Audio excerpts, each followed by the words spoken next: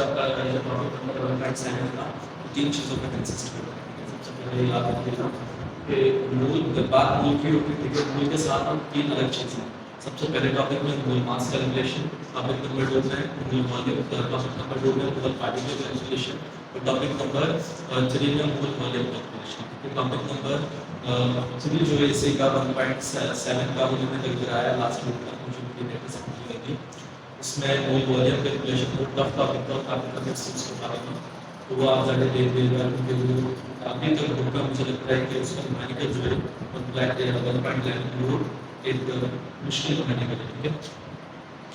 अच्छा बेटा, इसमें क्या करना है, इसमें मूल मास कैलकुलेशन करनी है, मूल की मतलब मूल्स की कैलकुलेशन में कुछ नहीं है।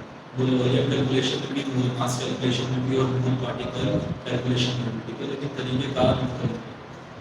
अगर हम देखें मूल मास कैलकुलेशन को, इसका पार्ट नंबर 1 जिसमें कहा है इंग्लिश कैलकुलेशन भी कैलकुलेट नंबर ऑफ मोल्स, यानी इस कैलकुलेशन के अंदर हम क्या करेंगे, नंबर ऑफ मोल्स कैलकुलेट करेंगे। मूल वॉल्यूम कैलकुलेशन में भी नंबर ऑफ मोल्स कैलकुलेट किए थे, मूल पार्टिकल कैलकुलेशन में भी जो इससे अभी करामा करते हैं, इसमें भी हम क्या करेंगे, नंबर ऑफ मोल्स ही कैलकुलेट करेंगे। लेकिन उसी चीज़ क्या लिखेंगे, number of mole of substance, substance के नंबर ऑफ मोल्स बेटा हम इसमें क्या करेंगे, कैलकुलेट करेंगे with the help of the following equation. इस इक्वेशन को यूज करते हुए हम क्या करेंगे बेटा, नंबर ऑफ मोल्स की कैलकुलेशन करेंगे। ये वाली इक्वेशन जो आपको दी हुई है, ये हम मोल मास कैलकुलेशन के लिए यूज करते हैं।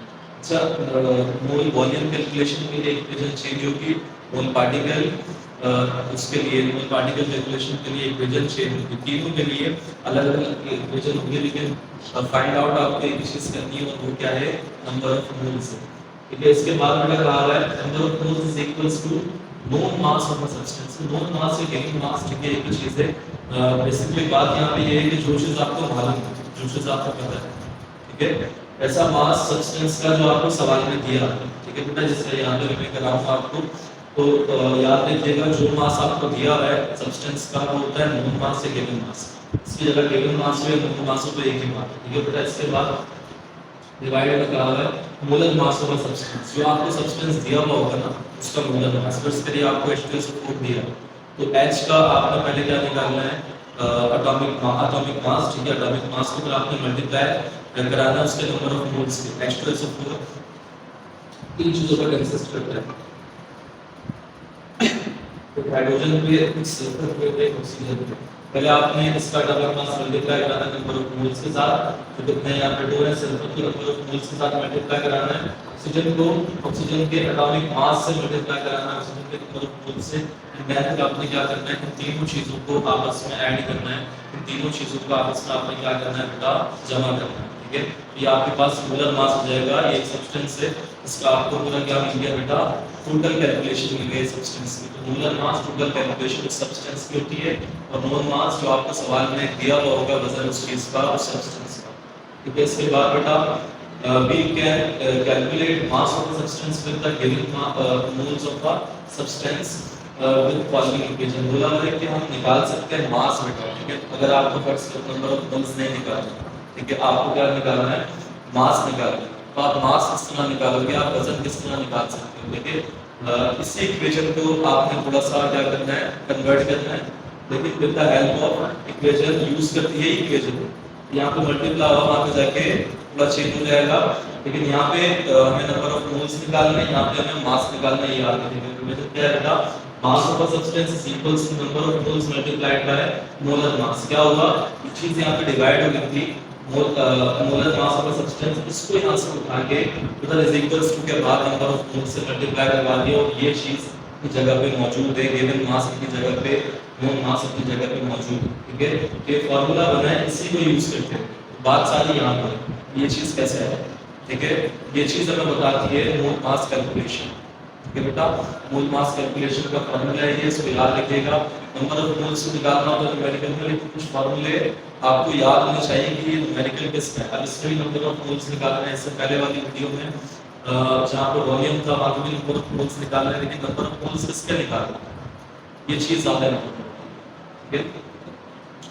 अच्छा, इसके बाद एग्जांपल नंबर 1.9, इस एग्जांपल को अगर आपको समझ आती है एग्जांपल ये, तो आप इससे रिलेटेड जो एग्जांपल्स आती हैं, लाजमी नहीं कि ये एग्जांपल है, वैल्यू चेंज हो सकती है आपका, इसके अलावा सब्सटेंस चेंज हो सकता है, तो चेंज हो सकता है। बस समझ लेना एग्जांपल बुक में, ये बुक में दी हुई है, लाजमी नहीं कि जो बुक में हो एग्जांपल में बोल दूंगा। कॉइन ऑफ सिल्वर Ag, ठीक है, जो Ag है यहाँ पे केमिकल फॉर्मूला है, सिंबल है जिसका बेटा सिंबल है ये सिल्वर का। a coin of silver having 8.5 ग्राम, ये यहाँ पे आपको 8.5 ग्राम दिया होगा, यहाँ पे क्या है बेटा, known mass of a substance, ठीक है, known mass of a substance आपको मिल गया। किसका है ये मास सब्सटेंस, यहाँ पे कौन सा है, Ag सिल्वर, ठीक है। Calculate the number of moles of silver coin, number of moles निकाल के बताएं सिल्वर कॉइन के, जिसमें आपको मास दिया हुआ है कितना है, जो 8.5 ग्राम है। यहाँ पे आपको दो चीजें गिवन है, ठीक है, एक क्या मास गिवन है आपको, और एक आपको सब्सटेंस गिवन है, सब्सटेंस आप यूज करो, ठीक है। सिल्वर गिवन है आपको, और आपको क्या गिवन है बेटा, दूसरा 8.5 ग्राम उस सिल्वर का वेट, यानी एक कॉइन है, एक सिक्का है, ठीक है, किसका है, सिल्वर का, सिल्वर का बना हुआ एक सिक्का है, ठीक है, उसका वजन कितना है, यानी वो फर्स्ट कलर 2 रुपए का 1 रुपए का सिक्का है, उसका वजन कितना है बेटा, 8.5 ग्राम का उसका वजन है, ठीक है। बोला हुआ है कि उस सिक्के के अंदर नंबर ऑफ मोल्स कितने होंगे वो मालूम करके बता, ठीक है। क्या सॉल्यूशन लिखा, डेटा बनाया आपने, डेटा में जो चीजें होती हैं नहीं बनाया, यहाँ पे जगह नहीं थी, लेकिन डेटा आपको लाजम बनाना होता है। सो मैंने लिखा हुआ है the mass is converted to number of moles by the following equation, जो हमने मास है ना, इसको हमने कन्वर्ट कर दिया इसकी ओरिजिनल स्टैंडर्ड पोजीशन, ठीक है। हमने इस वाली जैसे यहाँ पे मास ऑफ द सब्सटेंस था, हमें क्या निकालना है, नंबर ऑफ मोल्स निकालना है, तो मैंने इसी फॉर्मूले को कन्वर्ट करा है स्टैंडर्ड फॉर्म में, इसलिए मैंने ये चीज लिख के उसको याद रखना है यहाँ पे, ठीक है। Number of moles is equals to mole mass of the substance divided by molar mass of the substance. Number of moles बेटा बराबर होता है किसके, mole mass of the substance given mass जो आपको पता है, और मोलर मास उस सब्सटेंस का जो आपको मालूम करना है, ठीक है। लाजमी यहाँ पे सिर्फ सिल्वर हो, यहाँ पे सिल्वर के अलावा ग्लूकोज हो सकता है। अब ग्लूकोज में तीन चीजें होती हैं, कार्बन, हाइड्रोजन और ऑक्सीजन, ठीक है, तीन चीजें होती हैं। और आपने तीनों का पहले कॉम्बिनेशन, पहले उनके नंबर ऑफ मोल्स मल्टीप्लाई कराने उनके एटॉमिक मास के साथ, एंड देन फिर आपने ऐड करना है, तब जाके आपको उसकी एक मोलर मास मिलेगा। लेकिन यहाँ पे एक ही चीज दी हुई थी, सिर्फ सिल्वर है, तो हमने यहाँ पे डायरेक्ट एटॉमिक मास लिख दिया सिल्वर, ठीक है बेटा। जब इन दोनों को डिवाइड किया तो हमारे पास 0.07 मोल्स आए इसके सिल्वर के कॉइन के, यानी पता क्या चला कि जो सिक्का था सिल्वर का 8.5 ग्राम का, उसका वजन 8.5 ग्राम था, उसके अंदर 0.07 नंबर ऑफ मोल्स मौजूद है, ठीक है। सो बेटा ये प्रॉब्लम नंबर 1.7 का पार्ट नंबर 2 है, जिसमें कहा हुआ है मोल पार्टिकल कैलकुलेशन, ठीक है, मोल पार्टिकल कैलकुलेशन की हम किस तरह मोल के पार्टिकल्स को कैलकुलेट कर सकते हैं, ठीक है बेटा। In this calculation we calculate number of moles of the substance in the number of particles, number of substance, ये जो बात है number of moles of the substance, यानी सब्सटेंस के अंदर मौजूद नंबर ऑफ मोल्स को कैलकुलेट करेंगे in the number of particles at a molecule और फार्मूला यूनिट, देखो सब्सटेंस मौजूद है, ठीक है। फर्स्ट तो एक सब्सटेंस आपके पास है,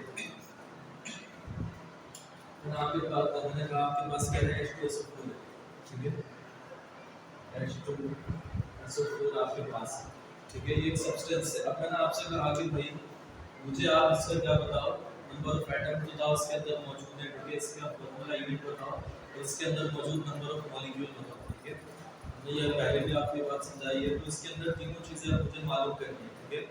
ये कैलकुलेशन कहलाती है पार्टिकल्स, ठीक है, यानी पहले मैंने क्या निकाला, इसके अंदर नंबर ऑफ एटम्स निकाले, फिर इसके अंदर नंबर ऑफ मॉलिक्यूल्स निकाले, एंड देन इसके अंदर बेटा इसका फार्मूला यूनिट्स में मालूम किया, ठीक है। तो याद रखिएगा हम सब्सटेंस में ही काम कर रहे होते हैं, और नंबर ऑफ मोल्स का काम है सारा, ठीक है। नंबर ऑफ मोल्स ही कैलकुलेट होंगे किसके अंदर, सब्सटेंस के अंदर, in the form of atoms, molecule और फार्मूला यूनिट, ठीक है। इन तीन फॉर्म्स में हम number of molecule, number of moles को कैलकुलेट करते हैं इसमें। अच्छा, number of moles is equals to known mass of particle divided by Avogadro number, ठीक है। इसमें नंबर ऑफ मोल्स निकालने का तरीका क्या है बेटा, कि पहले आप सब्सटेंस पे क्या करते थे, गिवन मास, अब यहाँ पे आप पार्टिकल का गिवन मास रखोगे, ठीक है। जो आपको गिवन मास दिया हुआ होगा पार्टिकल का, वो आपने यहाँ पे रखना होता है, एंड देन इसको डिवाइड करना होता है एवोगाड्रो नंबर से। एवोगाड्रो नंबर कांस्टेंट है बेटा एवोगाड्रो नंबर की वैल्यू कांस्टेंट है और यही वैल्यू आपने रखनी है कहीं भी जहां पे एवोगाड्रो नंबर आएगा 6.02 मल्टीप्लाइड बाय 10 की पावर 23 ये एवोगाड्रो नंबर कहलाता है एंड ये कांस्टेंट है। तो आपने इससे बेटा आपके जो गिवन पार्टिकल्स की वैल्यू होगी वो आपने डिवाइड करानी है इस चीज से, ठीक है।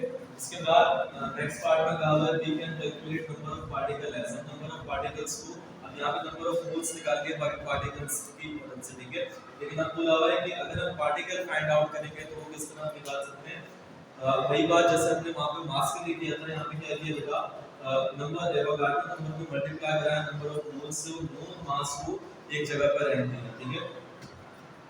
यहाँ पे लिखा हुआ है नंबर ऑफ पार्टिकल, ये मोल पार्टिकल्स का ही यहाँ पे हमने छोड़ दिया इसको एंड नंबर ऑफ मोल्स को मल्टीप्लाइड करा दिया किससे एवोगाड्रो नंबर से, यानी जो पार्टिकल्स के मोल्स आपको गिवन है वो आपने मल्टीप्लाई करा दिया किससे बेटा एवोगाड्रो नंबर से। तो आपके पास क्या निकल जाएगा नंबर ऑफ पार्टिकल। अब चाहे तो ये number of molecule number of atom हो नंबर ऑफ फॉर्मूला यूनिट हो, ठीक है। आपने यूज करना है ये फॉर्मूला इसके लिए ताकि हमें क्या निकालने में आसानी हो, हमें पार्टिकल्स की वैल्यू इजीली निकाल सकें।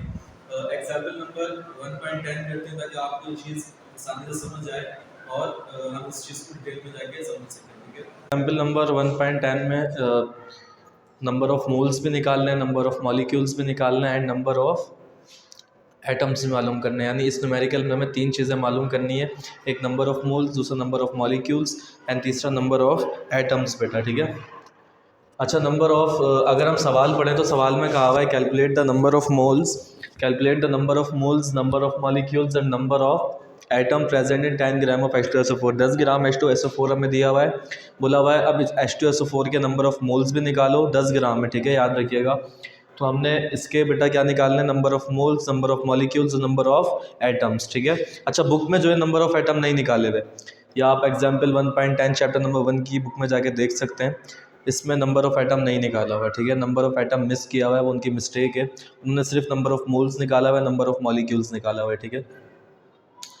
अच्छा बेटा सवाल सबसे पहले मैंने डेटा बनाया जो हमें गिवन चीज़ें थी, ठीक है। The given mass of H2SO4 कितना है हमारे पास 10 gram. Molar mass of H2SO4 hydrogen sulphur और ऑक्सीजन का जब हमने कॉम्बिनेशन इसका पूरा मोलर मास निकाला तो हमारे पास क्या आया मोलर मास 98 ग्राम, ठीक है। अच्छा नंबर ऑफ मोल्स निकालने का फॉर्मूला दिया हुआ है फिर आपको, number of moles of H2SO4 is equals to, लाजमी नहीं है H2SO4 क्योंकि हमें सवाल में दिया हुआ था तो इसलिए मैंने यहाँ पे क्या लिखा H2SO4 is equals to given mass of a substance divided by molar mass of a substance. जो आपको गिवन मास है ना उसको आपने डिवाइड कराना है किससे मोलर मास से, ठीक है। अब मोलर मास ये जो आपको ये यहाँ पे दिया हुआ है यानी इसको इससे डिवाइड कराना है, एक गिवन मास है नोन मास और एक कौन सा है बेटा molar mass of a substance. अच्छा इसके बाद बेटा number of moles of H2SO4 is equals to, number of moles of H2SO4 हमने क्या किया यहाँ पे डिवाइड किया, हमारे पास आंसर आया 0.10, ठीक है। जहाँ पे ये मोल लगा हुआ है ये क्या है इसका यूनिट है, नंबर ऑफ मोल्स का यूनिट है यहाँ पे, यानी हमें पता है क्या चला कि 10 ग्राम H2SO4 में बेटा 0.10 मोल हमारे पास मौजूद है, ठीक है। यानी मोल कितने हैं यहाँ पर H2SO4 में 10 ग्राम H2SO4 में 0.10 मोल मौजूद है, ठीक है। अच्छा नंबर ऑफ़ मॉलिक्यूल्स बेटा, नंबर ऑफ़ मॉलिक्यूल्स निकालने का आपको फॉर्मूला दिया हुआ है, नंबर ऑफ़ मॉलिक्यूल्स बराबर होता है number of mole multiplied by Avogadro number के, ठीक है।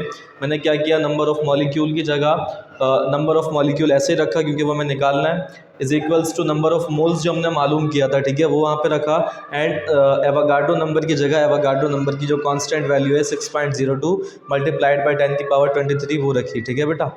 इसके बाद इन दोनों को मल्टीप्लाइड कराया, ठीक है, जो हमारे पास आंसर आया अभी हमारे पास क्या मालूम हो गया हमें नंबर ऑफ़ मॉलिक्यूल्स, ठीक है। यानी हमने दो चीज़ें निकाल ली जो हमें सवाल में रिक्वायर्ड थी, एक क्या बेटा नंबर ऑफ़ मोल्स, ठीक है, कितने नंबर ऑफ़ मोल्स हैं 0.10, एक हमने निकाले नंबर ऑफ़ मॉलिक्यूल्स जो हमारे पास कितने हैं 0.602 मल्टीप्लाइड बाय 10 की पावर 23 मॉलिक्यूल, ठीक है।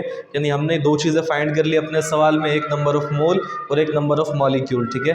अब नंबर ऑफ़ एटम, ठीक है, बुक में सिर्फ यहाँ तक सवाल कंप्लीट है, लेकिन क्योंकि उन्होंने 3 चीज़ें पूछी हुई थी स्टार्ट में तो यहाँ पे सवाल कंप्लीट नहीं होता, ये इनकम्प्लीट आंसर है, ठीक है।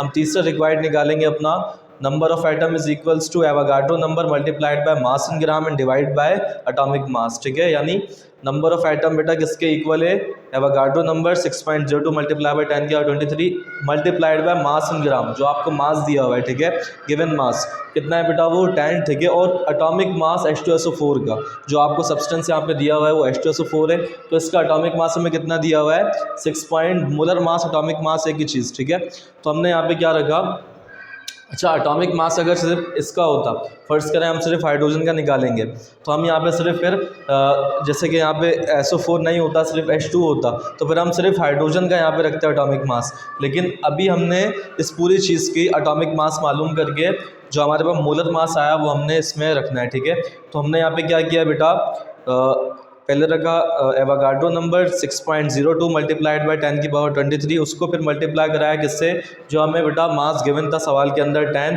एंड देन इन दोनों को मल्टीप्लाइड कराने के बाद जो आंसर आया मैंने उसको डिवाइड कराया किससे, 98 से, बिकॉज हमारे पास एटॉमिक मास H2SO4 का कितना आया है 98। ठीक है, जब मैंने इसको इससे मल्टीप्लाइड कराया जो भी मेरा आंसर आया, मेरा आंसर यहाँ पे आया था 60.02। ठीक है, 60.02 मल्टीप्लाइड बाय 10 की पावर 23।